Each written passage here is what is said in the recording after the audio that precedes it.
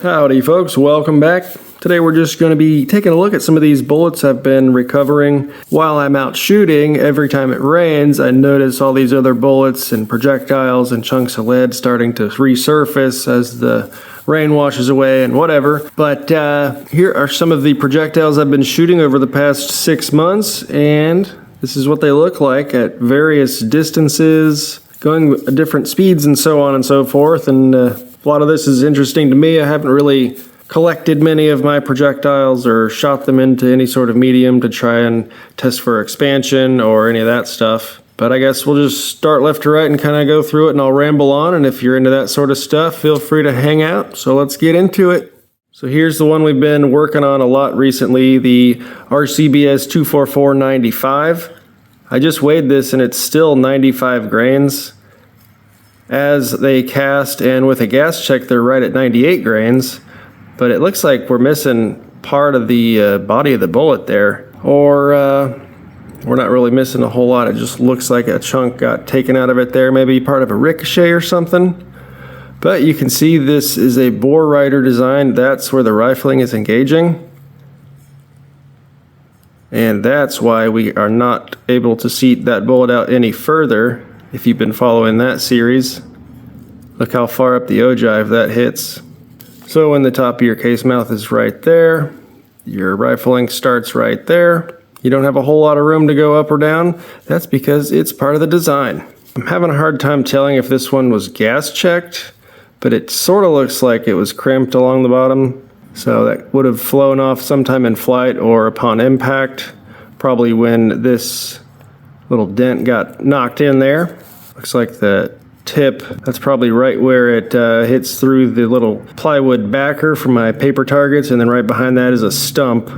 So it probably hit that and then just tumbled tink into that stump, because I basically found it laying in the dirt like right there. But that's pretty cool to me. Obviously this is a hard enough alloy that it's not just completely shattering upon impact like our pure lead slugs. Speaking of pure lead slugs, I've barely started working with these at all. This is the Lee 7/8 ounce slug. And if you're familiar with the design, this is actually that little band that goes through the center of it. So what we're looking at is the backside, and this is where it hit the target, obviously. But I weighed these two, and this one's got a little more meat left. It was about 147 grains out of 363 as cast. This one was 134 grains. So they both have lost about 200 plus grains of lead, but that could be because I shot them through a full constriction choke, being a dummy and not realizing what I was actually doing there by not taking that out. We'll get more into that later. But moving on back from the left side, a 147 grain Black Bullets International. This is a high-tech coating. And this is one of those reasons I don't exactly like high-tech coating. Compared to powder coating, this looks like it just kind of flakes off and isn't quite as durable. But that is probably after it ran through the dirt and tumbled and flipped around and bounced off of some steel somewhere. You can see a little ding on the nose maybe. Kind of hard telling where it hit, but it just found the full bullet there sitting in the middle of the dirt. Same thing here. This one is a Summit City bullet, and we had the impact there on the nose, and then it must have just tumbled and kind of hit on the bottom there maybe. And you can see our rifling. And those were both 147 grain bullets, I believe. Although this Summit City looks a little smaller. Maybe I'm wrong. That's more than likely what's going on. But here we have the MP 359-125, which is actually, if you use the flat point insert, they come out 143 grains with my alloy generally. Whereas these hollow points, the deep hollow points, these are about 135 grains.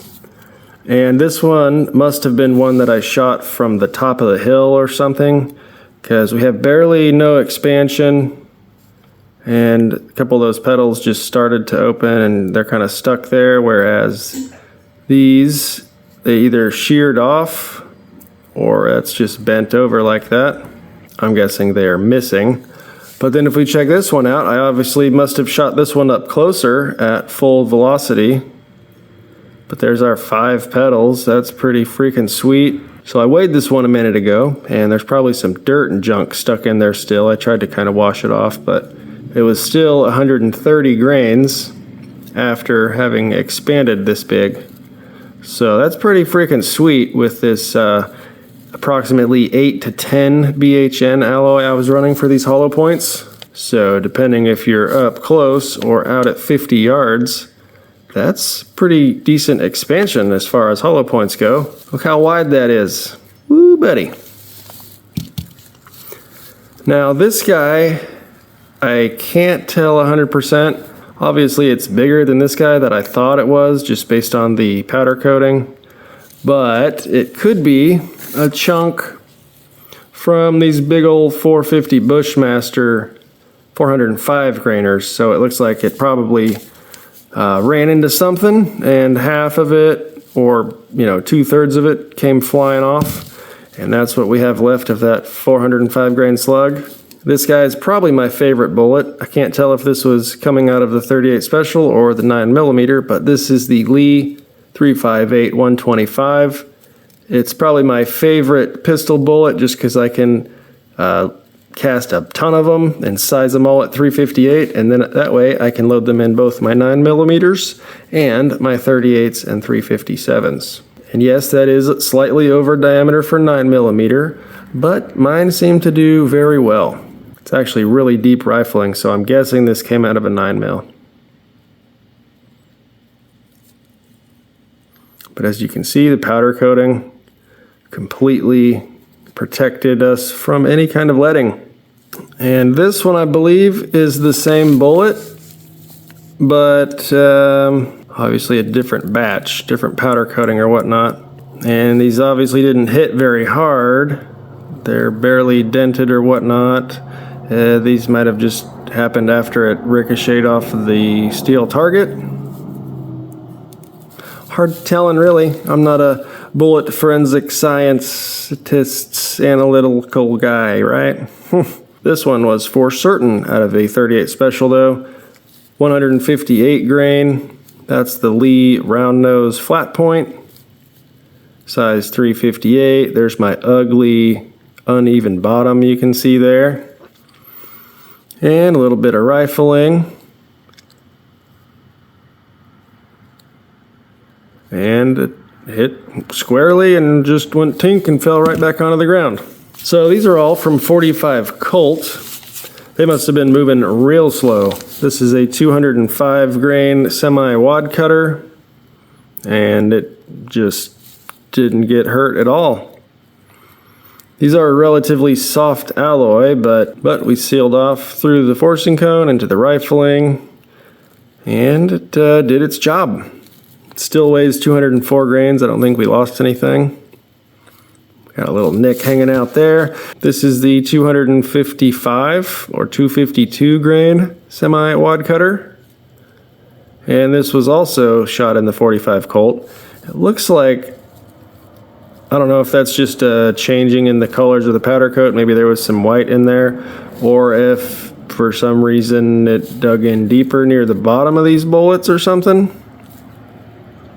Or that's just where it hit, or something caused a few of those bands to turn out lighter than the top portion, and some of these on the back side. So very interesting. Another, perfectly flat me-plat. Hard to tell where they actually impact. Maybe this one was just tumbling and went, tink right on the corner. I don't know, man. And then here is a 45 ACP 230 grain full metal jacket that I shot in the 45 Colt. And once again, you can see the rifling. There's a slight ding on the nose. I can't really get it to focus on, but I'm guessing it just went boink and impacted and fell straight back down into the mud. Very interesting. I guess it'd be cool to actually shoot some gel or some water jugs or whatever and try to collect some of these and test some actual expansion, or test different velocities and see where that happens versus where that happens. You know, I guess I could actually calculate that because I know how fast that ammo is moving. I could use a ballistic calculator to, you know, check the distance of 10 feet versus 50 yards. Then we'll know our velocities upon impact. That's pretty sweet. Anyways, this was just a rambling video with some of the findings that I randomly picked up in the mud there. So cool stuff to me. If you found anything interesting, let me know. If there's something else to look for, let me know, because I'll be, you know, obviously picking up my projectiles, and all that'll just go back into the melting pot for the next batch of range scrap, and the cycle of life continues. Anyways, thanks for hanging out. Make sure to check out dummyaroundreloading.com, and we'll see you in the next video. Have a good one.